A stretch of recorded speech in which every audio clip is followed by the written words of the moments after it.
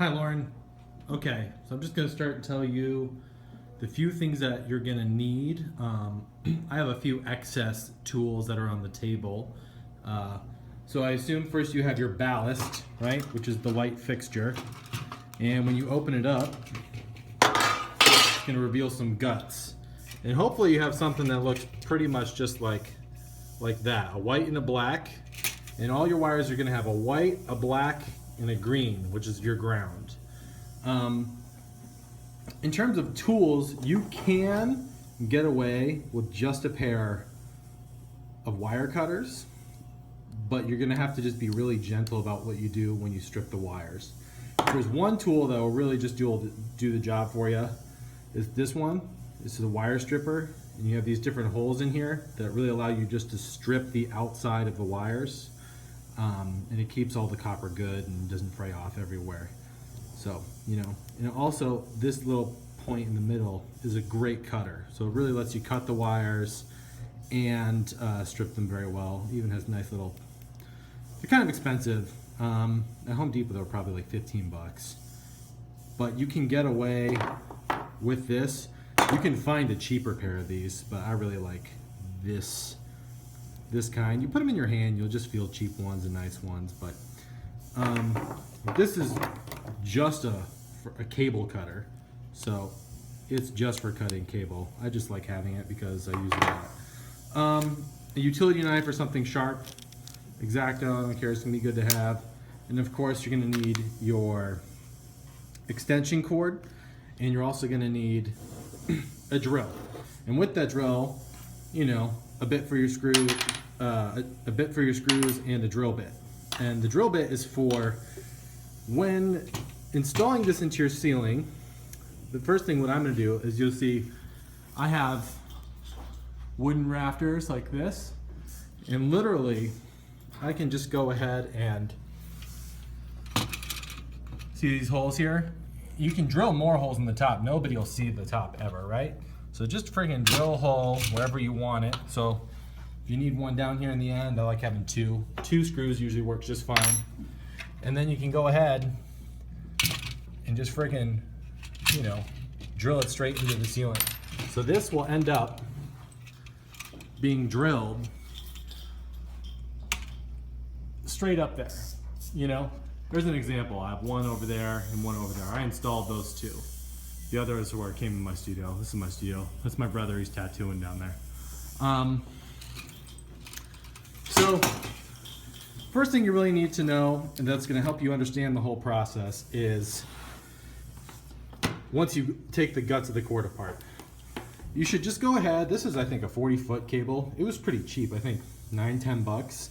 You can just get cheap extension cord. It could be orange, I like it white, the light's white. And basically what you'll see is eventually I'll actually run the cable, say from the end of that light. Oh my God. And you can actually run it to this light. And then from that light, whoop, I'm gonna trip. You run it down, and here I wrapped it around the pole. And I just plug it into an outlet. And when you plug it into the outlet, it will go ahead and turn itself on. You can always plug it into a light switch or do all that if you want it, or make a light switch for it. You could also, use a surge protector as your on and off. I just unplug it when I leave my studio. So keep the plug end before you do anything. If you do cut too much wire, we can always piece it back together, and I'll show you how to do that. So first thing that's going to happen, and I'm going to show you just how to rig one light up first. If you understand how to do one, it's easy to do two. And you're going to go ahead and just cut this off. We don't need it anymore. So I got to hold this freaking camera while I do this. But here. And then it will reveal a green, a black, and a white. And all we're going to do is match this white and this black. Holy cow, where'd it go? There we go. To this white and black. And what you do is you'll feed this wire into one of these ends. And your fixture should just have like these little holes and you can just press them and pop them out. They're kind of tough, but you can press them and pop them out from the side if you want the cable to feed through the side, or you can do it through the top side. But since we're screwing this to the top of the ceiling, you can just pop this side one out, and we'll feed the cord into through there. So I'm going to put the phone down for 1 second, and basically what I need to do is I need to kind of free these wires. So I'm going to go ahead and just take my knife, and without actually destroying any of these little wires in here, just cut the outside of the cable. So hold on 1 second. I'll show you my incision. And you can really cut kind of as much as you want. That's why it's nice to get a bigger cable. And so let's see if we can see it. As you can see I just cut down the side. And from there, you can actually just tear it open.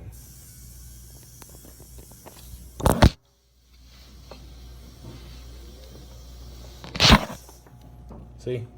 You can just keep pulling these wires down. Once we have these 3 wires, the black, the green, what we need to do is strip them. So when I say strip them, we just want that bare copper to be exposed, and that copper is what is going to connect into the ballast. This is called the ballast. The bulbs are the bulbs. Together, you can also call it a fixture, but the ballast is what provides power to the bulb. So technically it's this electronic component.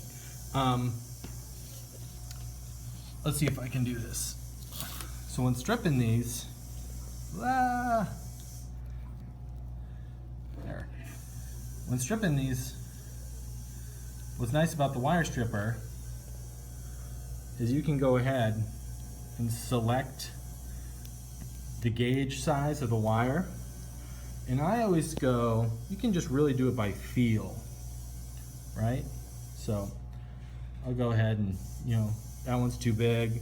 You can even try. Always start too big, and then you're really just gonna pull hard kind of away. But what I do is I'll use a shorter one first, something up here, just to press and cut it. See? And now I'll just press and give me the first incision. And then I can go ahead and use the big one right here to pull. See? And then you just pull the end off, twist that brass up. I'm twisting it with my fingers. And then basically, what we do is we feed this in through here and into the fixture. You aren't going to do this step until, well, I mean, you can do this step first, but it's much easier to go ahead and actually install the frickin' ballast in the ceiling where you want it. Then strip your wire and feed it through the side. And then after you feed it through the side, what you gotta do is you're gonna connect the white to white, black to black, and the green to green. And so I'm gonna strip the other ones real quick, and then I'll show you how they all connect together.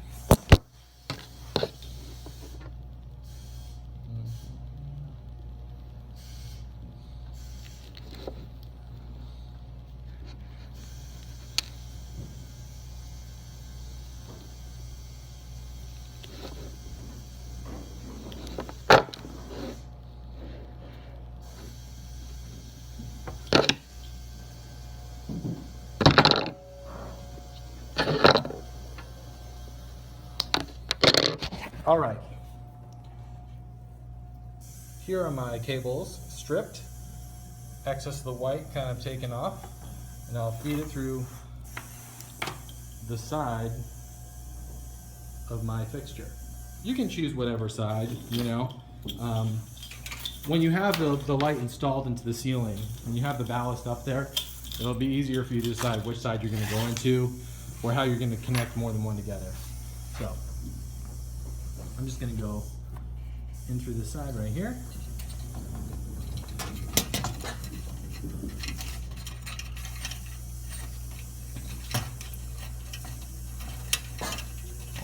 second in 2 hands.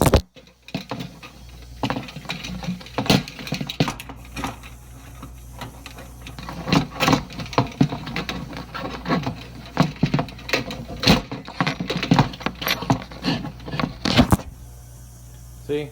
And so it just really will go ahead. And give yourself too much at first that goes in here. You can always tighten it up. And like I said before, here's the connection to the ballast. Here's my cables. And go ahead and put white into white and the black into the black. Now what you'll notice is that there's 4 holes in here, and so you can go white to white, black to black, and then if you want, you can cut part of your extension cord to whatever length, like I did over here. So basically, if this is 1 extension cord, there's my end.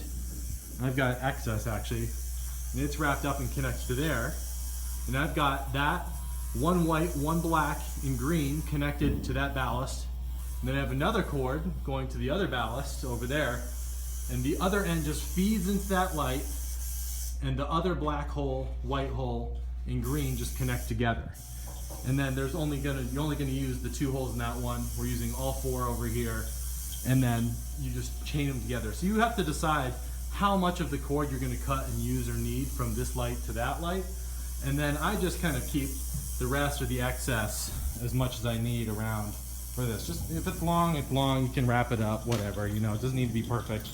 You can keep reusing it.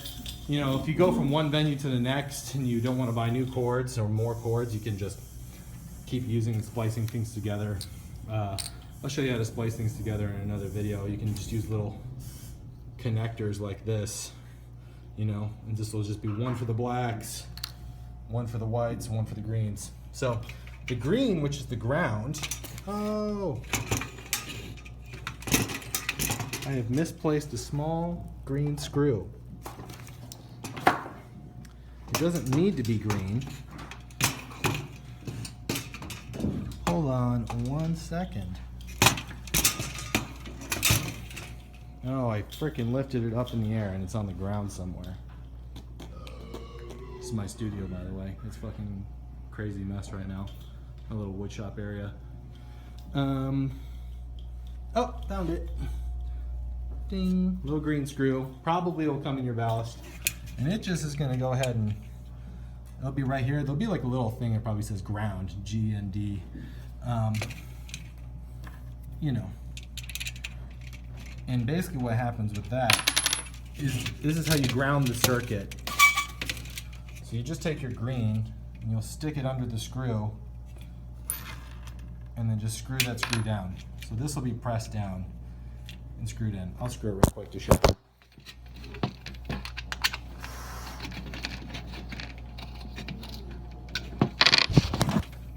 Right, that's good enough. But do it real tight so it doesn't come undone. It's good to still wrap this brass, the copper up, and even wrap it around here. You can put as many green wires together as you want in this area. It's just gonna ground it. Make sure that none of these wires or copper is exposed sticking out, because if this touches the ground, it'll explode. It'll just pop. I've had one do it. You can fix it and the light will be fine.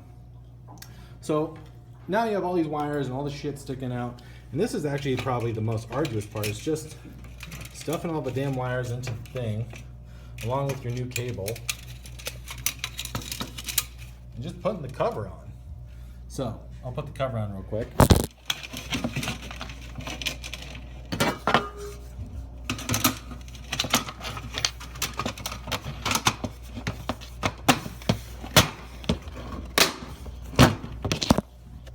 Cover is on.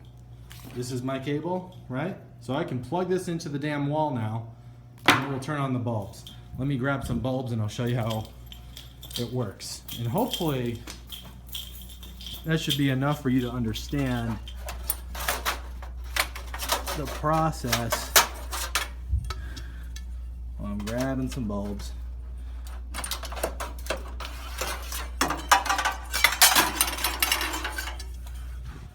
when I moved into the studio, there's actually a bunch of these light bulbs just laying around. It's pretty crazy. The light bulbs, if you haven't noticed, they actually they have these little ends, and they just slide in to each end.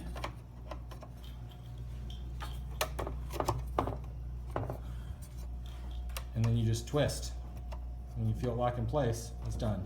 That's off, that's gonna be on. And that engages the circuit. Do it with the other one.